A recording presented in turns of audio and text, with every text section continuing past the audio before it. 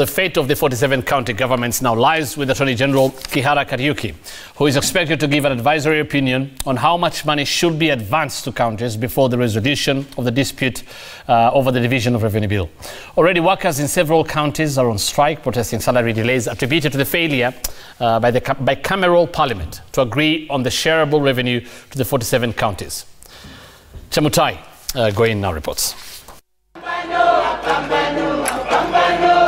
With service delivery nearly half of the counties having ground to a halt as workers demand pay, the Senate Finance Committee, the National Treasury, the Council of Governors, the Control of Budget and the Attorney General tried to get administrative solutions to avert a crisis brought by a lack of funds in all the counties.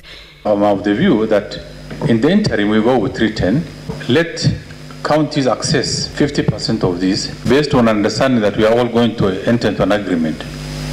And leave in a provision for adjustments as will have actually either been deemed by the court or further negotiation between the two houses. That 310, if we agree it will come to haunt us later. In fact, I'm wondering why Waziri is pegged on the 310, yet the matters there are over 316 or of another number. Base the advance on some figure, and the figure which in the budget is 340. That's what you're saying. I think by the time, before you reach even the 50%, we will have done the door. And we know the figure then. Even after agreeing to 50% advance to enable counties pay salaries and purchase basic commodities, there was no agreement on which figure to use.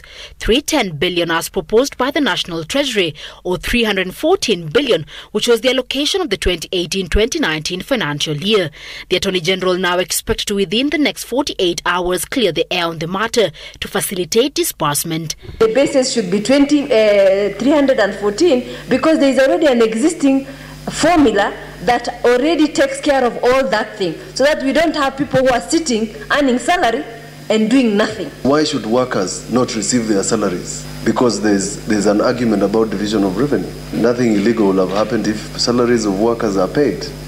These people are sleeping hungry. But we've agreed here that we have different standpoint about figures. We are not going to go that direction.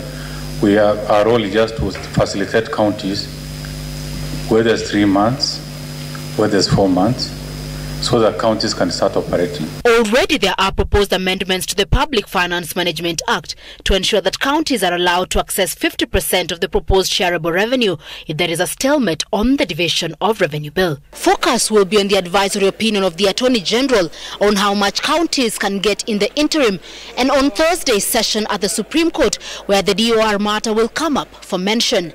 Chemutai Goin, Citizen TV, at Parliament Buildings, Nairobi.